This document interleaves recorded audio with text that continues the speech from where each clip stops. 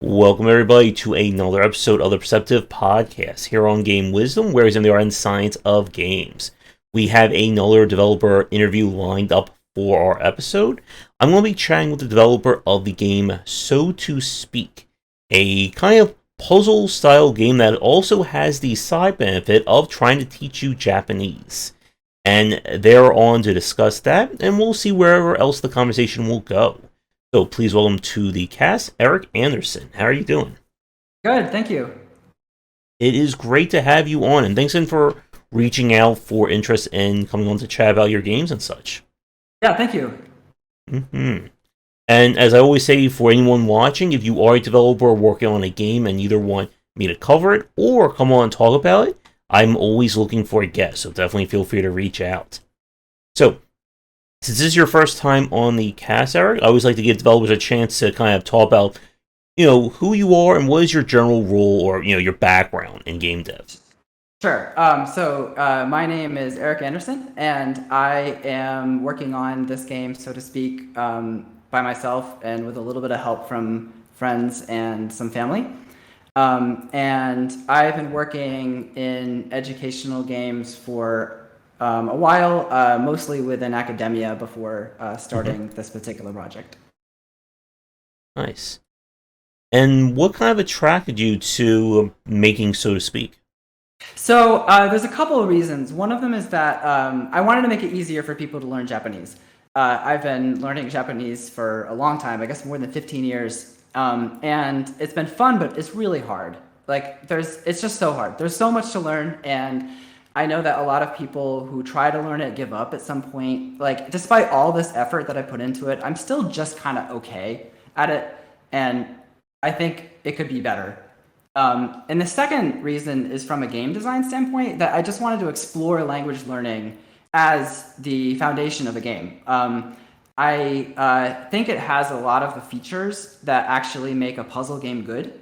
For example, it's familiar and accessible to people, but can become extremely deep and complicated. So I played this game called Heaven's Vault, which is by Inkle. It came out in 2019, it's this archaeological adventure game where you have to decipher this fictional language that the developers made up that's I think kind of inspired by Egyptian hieroglyphics. And that game motivated me to spend time memorizing fake words. And I thought, okay, if I'm learning how to do fake words, then I should be able to make something that works for a real language. And so I set out to try to do that. And I did play Heaven's Vault when it first came out, and I was terrible at that game. Absolutely horrible. And yeah, as I was saying on the stream when I was playing So to Speak, my mind is definitely not wired when it comes to learning different languages. I thought you did great. Well, thank you. And I appreciated you playing it. How long have you been working on So to Speak for? A little more than 3 years. Okay. And I have seen a few games that tried to go that educational edutainment route in terms of learning language. I know there was one, I think it's about learning Japanese. I can't remember the name of it. And I guess with your educational background, I just want to ask you where do you think the barriers or the roadblocks come in when it comes to learning a language like this, and how did that get applied to So to Speak? Yeah, so the definitely the biggest barrier I think is engagement, which is just how do you I feel like most of us have had some experience learning some foreign language in a classroom at some point, and it's just oh man, I got to memorize all these words. It's just not that fun. And despite all the effort that the teachers put into it and the educators who write the textbooks put into it, it's just so what? And so that's part of it is sort of the recognition of engagement as being a major thing to focus on. And there are some existing games for learning Japanese, and most of those games, what they typically do is the game is actually some other game. It's an RPG, for example, where you go to fight a monster and then it starts drilling you on vocabulary. And that's fine. Some people really like these games, but I think that it's kind of disconnected And I was particularly interested in trying to make something where the game mechanics are really tightly coupled with the learning material itself. Like, it's not learning material that's been put on top of something else, but it's actually what you are doing is learning the language sort of in this immersive setting. For those of you who haven't seen the game, you wander around in the simulated version of Japan, and you overhear people talking about things. You see signs that have various things written on them, and your goal is to figure out what they say. The game does not translate things for you right away.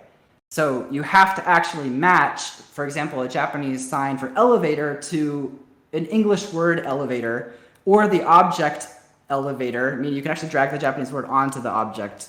All the text in the game is draggable. You can also click on the elevator and it gives you like a explanation like, this is an elevator, and then you can drag the English word elevator onto the Japanese word for elevator. Mm-hmm.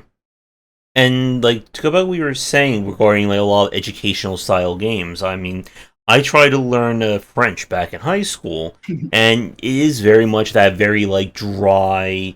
You're just learning words, where there's no real context. And for long-time fans watching this, you know we've had many different conversations about education in video games, edutainment in general, and it is a very tricky, I think, genre to break into because of that. Because there's always that divide of, is it too educational that the person just gets bored with it, or is it too much of a video game and the person doesn't learn anything from it?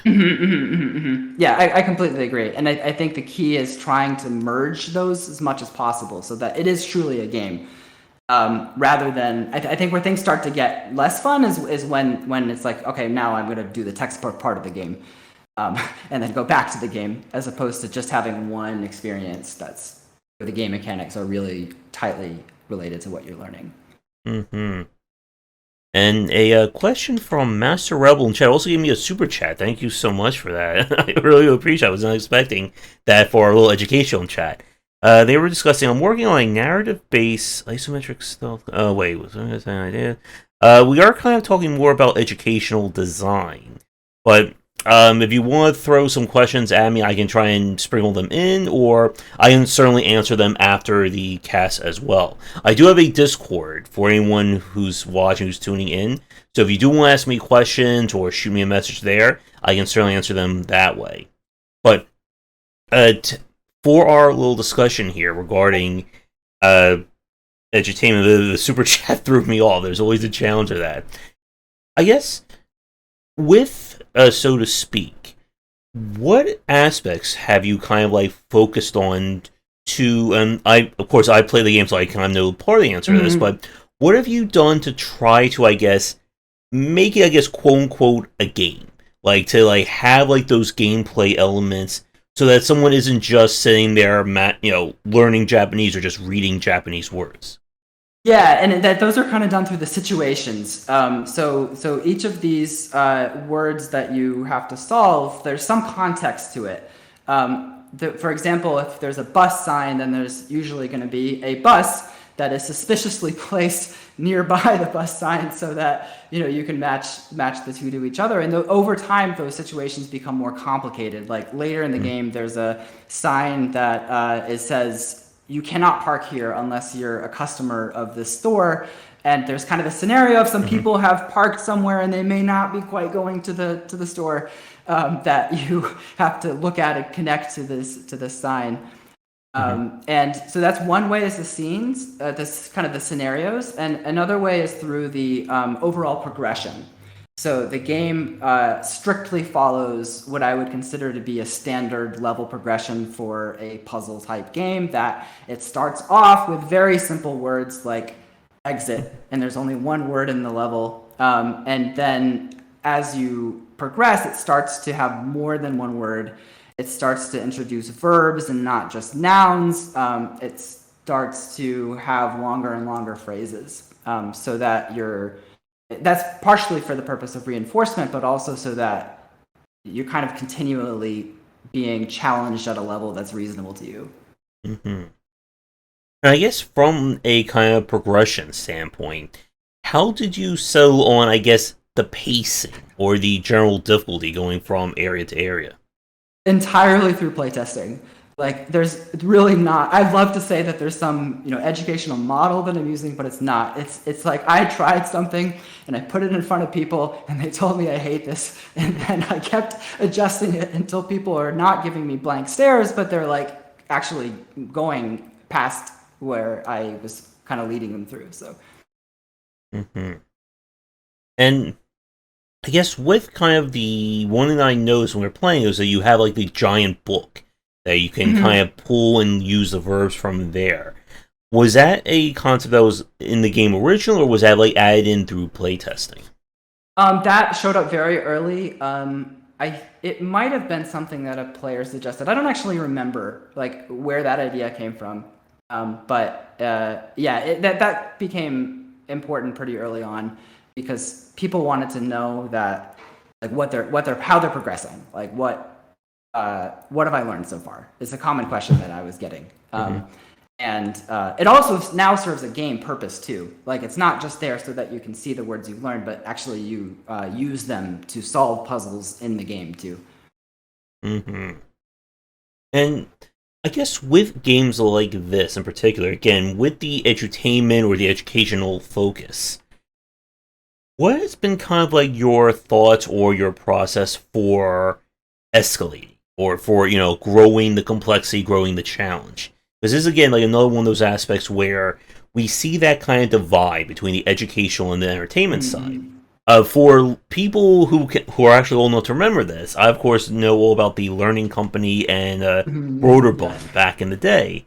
And, there was kind of like, here's our great evil boss. You must solve an algebra problem to defeat them. Yeah. Yeah, so definitely trying to scale, not in that direction that you're talking about of like, oh no, now there's an algebra problem, but having one uniform experience as much as possible. And some of the inspiration for it was based on my own experiences scaling up when I've actually been traveling in Japan and other places, where like initially you're figuring out simple things like this is a bus. And then you might, like, later on see, okay, there's bus plus one more word. So what is that other word? Like, maybe it's like boarding zone. Maybe it's like the bus is on time, it's not on time, or this kind of thing, right?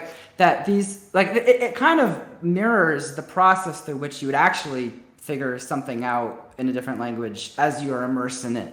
That there's like almost no end to that process. Like, you learn simple words and then it gets more complicated, and at some point, hopefully, you can become fluent at it. And so the structure of the game is really closely mapped to the actual structure of trying to figure something out in context. And I think that like level of context, I think it definitely helps in terms of the educational aspect of it. Because again, like for people who try to learn languages, you're not going to be dropped off in Paris or in anywhere else to learning language right away. And I think that does lend itself really well to a video game perspective, that you can make someone just like drop them off somewhere and say, okay, can you figure this out? If we give you some basic words, how do you grow that from there? And it's a little bit even more than that in the sense that, like, I have had that experience of being in another country and thinking, okay, I'm going to, like, figure this out for myself, but then being overwhelmed immediately. So when I say that the game is a simulation of Japan, it's very carefully constructed so that you are not getting overwhelmed immediately. Like, it's intentionally kind of growing the difficulty of what you see and hear so that you can still kind of break off pieces of it that you can figure out. Now, I didn't get a chance to see too much of this when I play it, but are there any kind of like advanced challenges or bonus things you can do in the game? So there are, the game right now as it's designed, all you need to do is figure out the meaning of words. And so you hear words, you need to figure out their meaning, and you see written words, you need to figure out their meaning. You can also link the writing to the pronunciation. Which right now is treated as a bonus. So if you want to learn how to say things, you can or choose whether or not you want to do that or not. But for the most part, actually, like, it's I found that I've needed to hold the player's hand pretty closely. And so a lot of the challenges that I initially thought might be optional or bonus, I've just actually made them part of the main sequence, because otherwise you get into trouble where something later on is assuming that you have had this experience before, and I don't want people to have a bad experience at this later part. Yep, and always trying to figure out what's optional and what's required is a very challenging point. And that actually takes me back to discussing about playtesting for a second. As you were saying earlier, you did a lot of playtesting for the game. I guess, and for like any developers like watching or listening to us live or recorded, or someone like, do you have an example like of a major takeaway that someone said, or a comment that you really took to heart, you decided to really integrate it into the game? Yeah, there's been a lot. I think one of the biggest things happened almost at the beginning, and that is that when I started it, it was a little bit closer to Heaven's Vault design. For those of you who haven't played Heaven's Vault, it does not tell you immediately whether or not your guess for the meaning of a word is correct. So the idea is that you see a word, and then you have some set of options for what that word could mean, and you choose one of them, and it has a question mark afterwards. And if the character that you play sees that same word again later, it will confirm it if your guess was correct. And if it was wrong the first time, it'll tell you now it's wrong. You should pick a different answer. So I initially had some attempt that was a little bit closer to that, and people hated this. They really wanted to know right away, is my guess correct? And so I abandoned that initial setup, and just the game tells you whether your guess is right or wrong right away. And that I think lends itself better to this scenario where players know they're learning a real language, and I think they care a lot about whether or not their guesses are correct. Yeah, and having immediate feedback is very important for not just in education, but just in good game design as well. Yeah, absolutely. Yeah, there's been many, many, many times where I thought that I had a great idea, and it turned out it was terrible. Once I implemented it, the players don't like it. So, testing has been really important. And with kind of the aspect of learning the language and stuff like that, one thing I see from a lot of games that either feature either real world or learning education is having I guess, I'm not sure how I would put this, maybe actual factoids. If you remember, again, I'm going to really date myself with this one, Mario is missing from the Super Nintendo era, where it's not just you playing the game, but there's all these trivia information and stuff like that. I guess, do you have or do you have plans for anything about teaching the player about Japanese culture or anything else besides just the language? A little bit. So there are some things that there's Japanese cultural elements that are kind of wrapped into it that you, for example, you visit temples here and there that are kind of a different kind of challenge, where you, instead of matching words on signs, you actually have to fill in the blanks on signs. I believe in the demo there is one of these. So there's a sign on a pond, and you have to actually drag the pond word into that sign. That was actually a little bit inspired by Zelda, of there's a forest temple and a fire temple in Ocarina of Time, and I thought I can make temples of words, and the players will love that. That's so there are some cultural elements that it's trying to, again, make the language learning part as interesting as possible, and so I intentionally focused only on Japanese. So the game does not teach other languages, and that is so that it could have things that look like Japan within it. Yep, and trying, I think a good reason also to have it like that is that it also makes it very easy to kind of structure the learning challenges around that. You can associate not just the words to what's happening, but you can associate it to the buildings and to what else you're seeing there.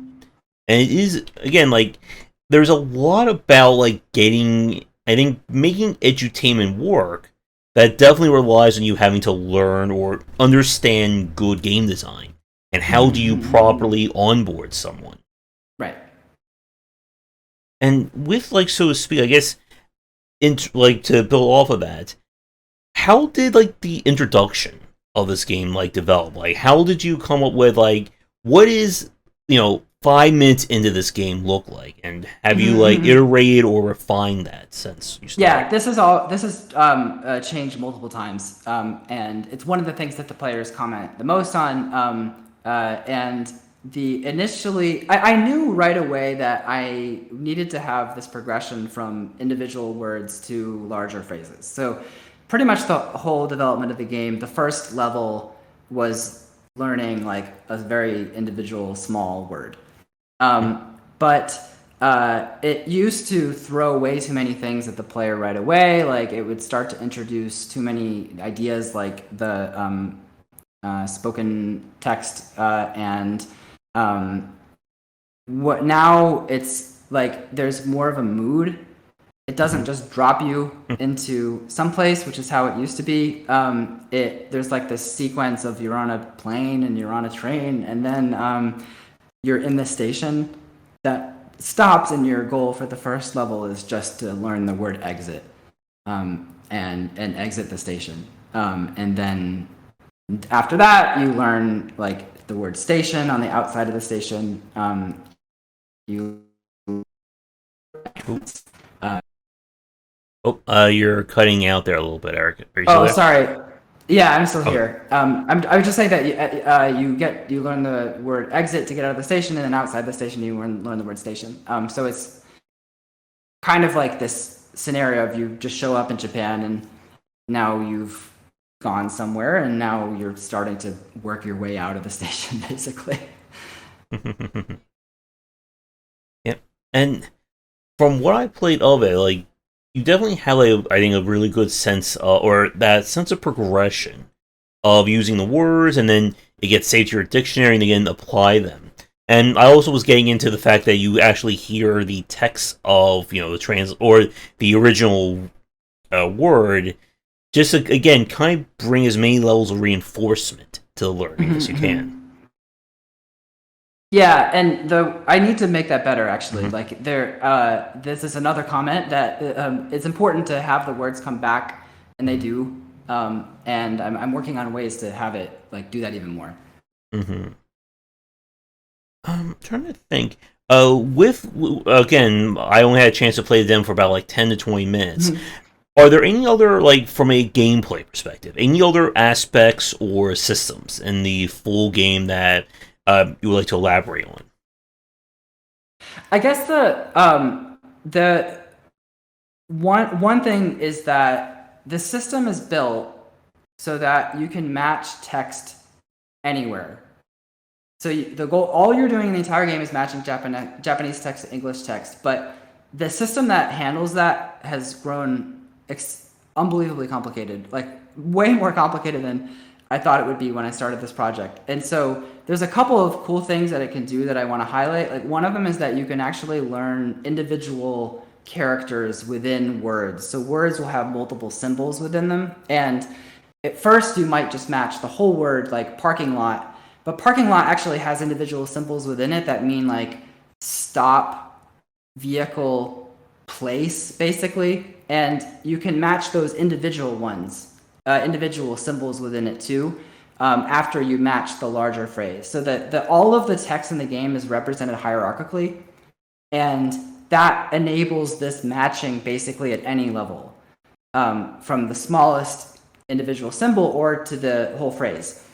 And it also, you can use any of the text in the game, like the UI text or like things that are written on the signs, and that's probably where the majority of the system complexity comes from. I think we're starting to see that when you get introduced to, okay, this is a school building, but you can also say this is the actual city's name, school building. So you have to kind of combine them along those lines. Let's see. And I guess from a development standpoint, with regards to like that kind of interface, being able to take the words and match them to anything, or take the translated text and be able to apply to any Japanese text.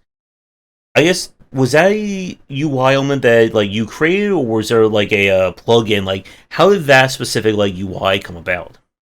It's entirely designed by me, and it came about just from, I guess like a combination of playtesting and also kind of my vision for how I wanted this to work. That I knew that people might want to learn the word, or they might want to learn individual symbols, and I just kind of brainstormed of like how can I support this interaction at multiple levels. And then I thought, okay, well, I need to have some kind of representation of the phrases that's able to handle this matching at multiple levels. And so I just worked on that. All right, and I guess do you see like yourself again? Like, oh, actually, before we get to this question, in terms of when so to speak will be released, do you have an estimated date for that? Yeah, it'll be sometime next year. Okay. Do you have any plans on kind of continuing this with other languages or other situations?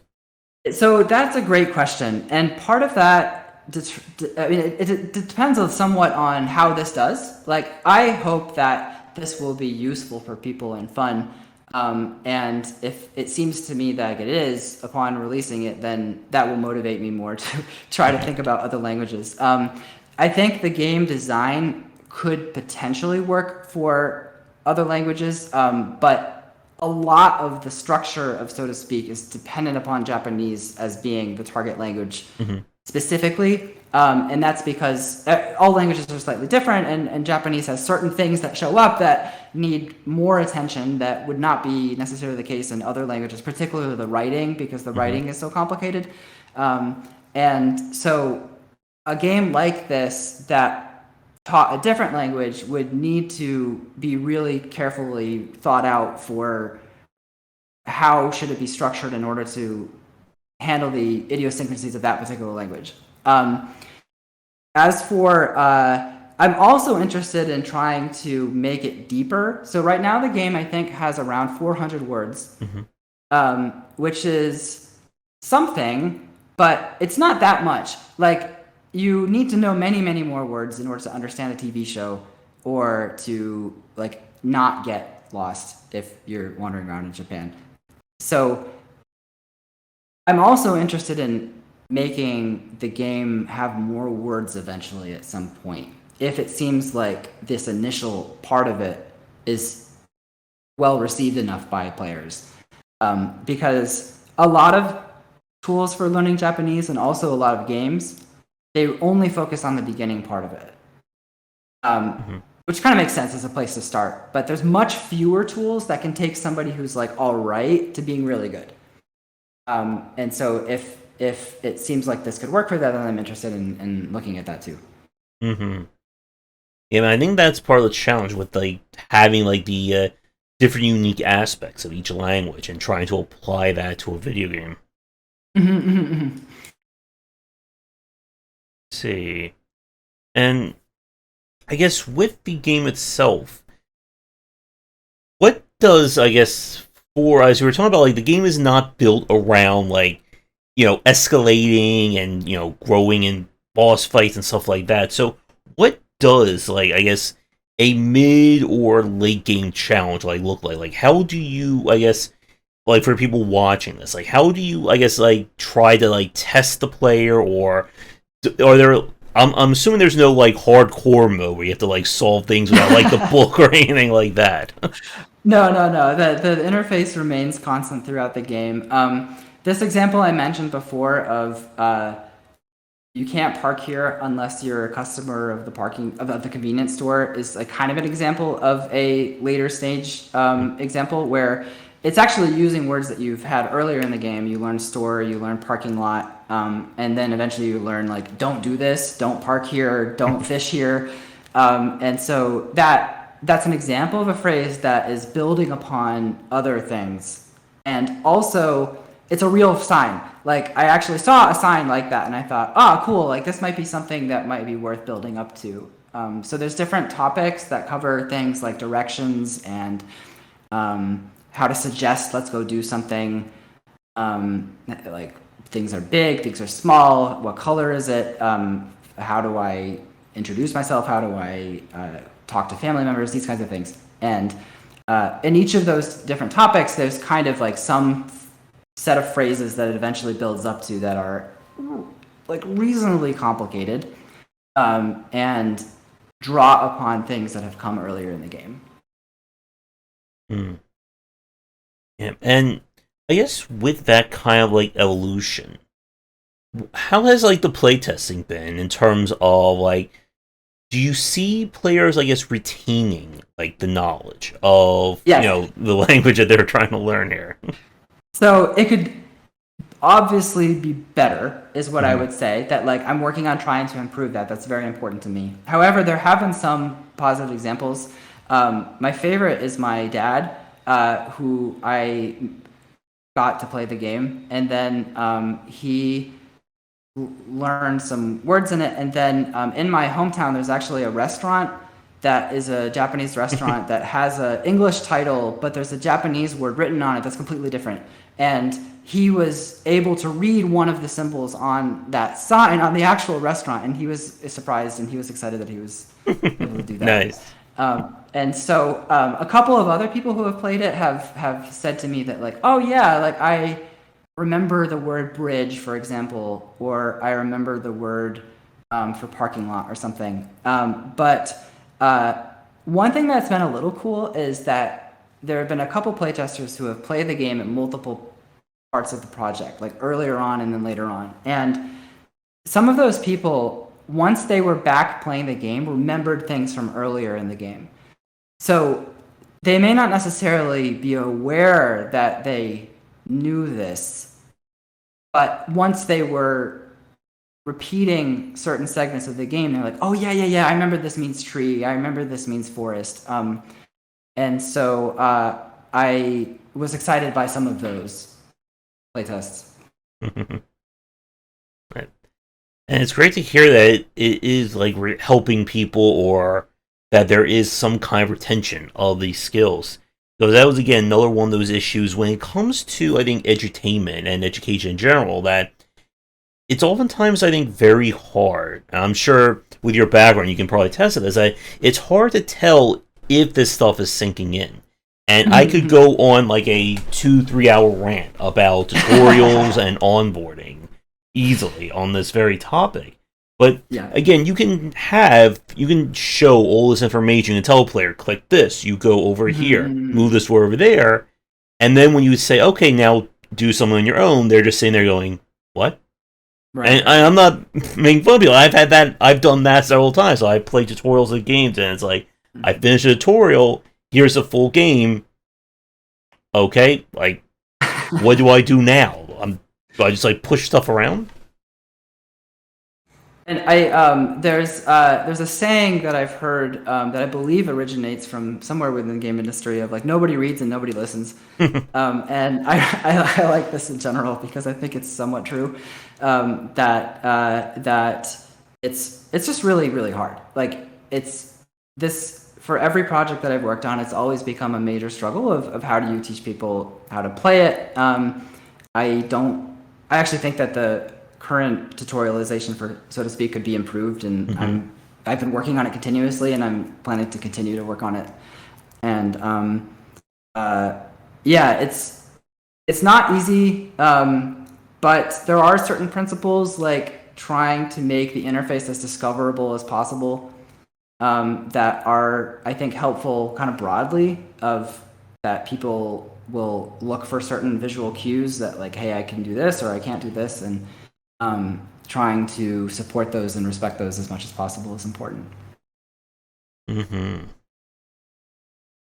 I'm trying to think if there's anything else questions-wise. And for anyone watching us live, or if you're tuning in recorded and you want to ask Erik a question about the game, about anything regarding, learning Japanese along these lines or stuff like that, let us know in the comments. I guess here's a question I wanted to ask you.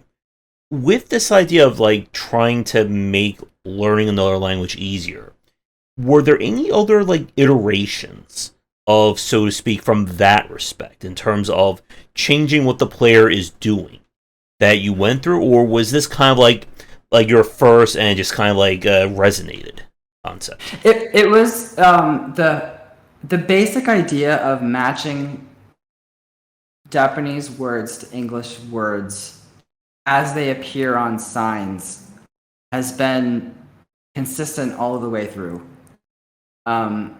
So there's like a prototype of what this looked like shortly after I started, like a month after I started or something, that looks roughly like how it is now. It's you can still match things in roughly the same way, but the so one there was that big change I mentioned before, which was about the what happens when you match things. Like, does it confirm your guess immediately? That changed quite a bit, and a lot of like what is introduced where and how has changed a lot. Mm-hmm. And I guess to build off of that one for a second, how did you determine like what would be considered like an easy, medium, advanced phrase or advanced challenge in a game like this?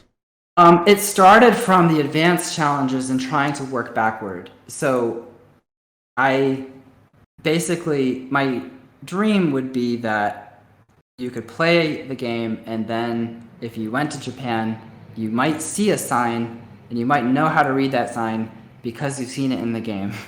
And I quickly realized that is going to be pretty hard because a lot of the signs are so complicated. So I picked some that seemed more accessible and then basically worked backwards. Okay, and then thought, okay, what do I need to introduce at the beginning so that after I progress through individual words, kind of like nouns and verbs, longer stuff, that somebody might be able to tackle something that is on a real sign of moderate difficulty. All right. See if there's any other questions. I was looking at the forum for so to speak. I saw someone was talking about like kind of like advanced kanji and I guess like trying to use more. Again, like I do not know Japanese at all, so like the conversation kind of went over my head there a little bit. But I guess in terms of I guess how you present like the complexity of the language, I was wondering if you could talk a little bit about that. I guess with regards to, I guess where do you want how hard do you want to hit the player in terms of I guess the complexity of the Japanese language? So that is a great question. I hope that the game can be accessible to people that don't have any background and may not even really realize that they're interested or could become interested in it. And so from that perspective, I don't want to throw too much at the player too quickly. That's potentially going to be overwhelming. At the same time, I also do want players who have a little bit more background or interest to also be able to find something that's fun for them. And so the interface is designed so that it can become more complex. For example, in Japanese, there are multiple writing systems. So one of them is the Chinese character, the originally Chinese characters that are the kind of these ideograms that are very complex. And Japanese also has two other alphabets. One of those is used to write Japanese origin words, and one of them is used to write foreign origin words. And those are like an alphabet. So each symbol corresponds to an individual sound. Mm-hmm. And you can actually learn those symbols too. And then you can start to make the Chinese symbols have annotations in using the alphabetic representation. This is called hiragana. and then also have the pronunciations of those. And it's not great yet, but like this is an example of something that's there for the people that have sort of a more awareness of what they are going out to learn. So the game does actually have this hiragana kana systems that you can use to annotate it, but it does not throw the player at it, throw them at the player right away. And this is like balancing these two groups actually of like the total novices that have no idea about Japanese and the people that do know something has been a challenge. Yep. I mean, that's a challenge that can be applied to just about any game genre, like in the under the sun these days, and it is a very tough thing to do, as you always have to weigh in your mind. Is this because again, if you make something to completely for people who already have an understanding or the hardcore side, then you leave out the novices. If you focus too much on the novices, then the people who are either like mod or hardcore will feel like, well, it's just not doing anything for me. Like maybe 10, 20, 30 hours in, I get to the stuff for me, but I'm not going to go through all this like beginner stuff to get there. Yes. I agree that this challenge shows up in other games too, and I wish I had a better answer for how to deal with it. And I guess I'm trying to think anything else from a design or gameplay perspective that we didn't touch on that you would like to discuss. No, I think that's most of the things I wanted to talk about with it. Yeah. All right. And if chat, again, I don't know if anyone is watching us live right now, but if you have any questions for Erik, then let's consider this a last call for them if they do decide to show up. And again, if you are watching this recorded and you'd like to throw a question, definitely leave a comment, and I can always send over to Erik if you do have a question for him about it. I do have a kind of a marketing-related question that I want to ask you. Sure. Which is that I appreciated very much you playing the demo on the stream. And I noticed that initially you seemed like you thought it was not something that you typically would play, or it seemed really different. But then later on, it seemed like you maybe were more interested or more receptive after playing it for a little bit. And this has been a challenge for me in the sense that I want people to try it, even if learning Japanese is not something that they thought they would ever want to do. And I'm sort of wondering, like, if you have ideas about how to present it to make it more enticing to someone like yourself.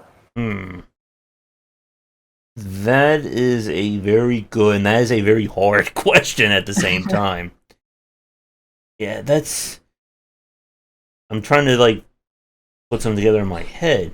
Like, the problem, I think, with games like this is that, again, they're not, I think, good from a marketing perspective, again, compared to other video games. Like, I can't exactly point to, okay, this is the super exciting, shooting section, and so to speak, or this is the, very complex, Factorio-like. Oh, man. Yeah, like, I guess, like, I think progression is a very important aspect of this, that to kind of be able to show to someone that, hey, I think one thing that I did like from a UI perspective is every time you clear a challenge, like the little sign like kind of lights up, or it changes color to designate that you've cleared that. Because I think from a traditional video game perspective, like the achievements, the progression, that kind of thing, could be a basic motivator. I don't know, again, with it being a demo, I don't know if you have any plans for actually like in-game achievements in the finished version, but I think that could be one avenue in terms of, hey, you cleared stage 1 with, let's say, 5 out of 7 signs cleared. can you do 7 out of 7? Can you Mm-hmm. solve things like that? But I'm trying to think in terms of like marketing speak, how you could like better apply that, and that is the rub of edutainment in a nutshell. How do you make the idea of learning a game exciting? Because well, I could solve this. I think Zach Barth from Zachtronics would be knocking at my door at the moment. Yeah. Okay. But the suggestion you made about achievements is a great one, and I'll think about how to integrate that. Thank you. Mm-hmm. Yeah, and I guess in terms, to throw this to you in terms of marketing, have you thought of like who the intended market is? Have you started to do like any kind of advertising on like those respective channels yet? So very limited so far, but I'm starting to ramp that up, and probably I imagine that the people that would be most interested in it are people who have some interest in learning Japanese, that they want to travel, or that they are interested in learning Mm-hmm. how to understand anime or Japanese video games, or something that motivated them to want to do that. But then it's designed so that even if you are just interested Mm-hmm. in a puzzle game with puzzle aspects, that could be interesting too. Yeah. I would also say maybe look at like on Twitter or online about like teachers, any kind of like educational aspect. Because again, with it being edutainment, it can certainly lend itself in that respect. And trying to see like what they would say, or even just like putting out there and saying, "Hey, are you trying to teach Japanese? Are you trying to get kids interested in learning another language?" Then I have this game. It's not going to be super hardcore, but it could be a really great first step, or kind of like that, like initial learning to see to get them interested more in this concept. Yeah, thank you. That's a good suggestion. No problem. Um, thing with that, I'm trying to think if there's anything else. Uh, so you say you're playing for 2023. I saw on your Twitter profile you're going to be presenting this at the Tokyo Game Show. Is that right? Yeah. I'm very excited about this. Yeah, definitely best of luck there. I'm curious to see Thank you. what they think about like this game and the general consumer. Yeah, I'm interested to see that too. um, I guess one final question I just like popped in my head with regards to the aesthetics of the game, like the general look of it. Were there any other like themes or styles you were planning on doing, or like how you settle on like this specific look for this game? Again, considering the educational aspect of it. Yeah, so this I tried before I started the project. I tried getting a sense of what could I actually do, and I didn't have art background before I started it. I had programming background, but not art background, and so I was going to be learning from scratch. I knew that, and I was really inspired by the Stardew Valley creator, who also apparently didn't really know that much about doing pixel art, or so I've read on forums. I don't know exactly. And so I thought, okay, well, if this is something that I can learn by doing a bunch of YouTube tutorials, then I will do this and not try to do something 3D or something where the barriers to myself are just going to be so much bigger, because there's so much more to learn and it's so much harder. Pixel art is I think a little bit easier to learn if you're coming from nothing like I Mm-hmm. was. Mm-hmm. All right. I think that's about it. Again, like with the game due out in 2023, we can't really talk too much about like how the game is doing and stuff along those lines just yet. But definitely interested to see like when the game is out, like how the reception is, and maybe if things do go well and you want to talk more about like what you've learned, we can certainly have you back on for a follow-up cast. Cool, thank you. Yeah, that'd be great. I appreciate it. All right, so for anyone watching this live or recorded, be sure to check out So to Speak. There'll be links to it in the description down below. I'll include the video link to when I played it on my stream so people can check that out. And I guess for you, any social media you like to plug, Facebook, Twitter, whatever, feel free. Okay. Yeah, there's we have a Twitter account, and feel free to follow us. It's, I think, at so to speak game. There's also a Steam page, and there's a Discord for the game that's linked to from the Steam page. All right, and I'll be sure to include that down below as well. So, Erik, I think we will say goodnight here. Thank you again for coming on, and as I said, definitely best of luck with So to Speak, and we'll be hopefully checking that out in 2023. Thank you so much. It's been great talking to you. I appreciate it. No problem. So, for everyone watching, I want to end things here. So, thank you so much for tuning in. Do all the liking, subscribing, and commenting. Once again, if you are a developer working on an upcoming or recently released game, or just want to talk game design with me, I'm always happy to talk with new guests. Again, you can send me messages here, Twitter, Discord, it does not matter. So, come back for the discussions on game design here and on game wisdom, where is in the art and science of games. Until our next stream, have a good night. Take care.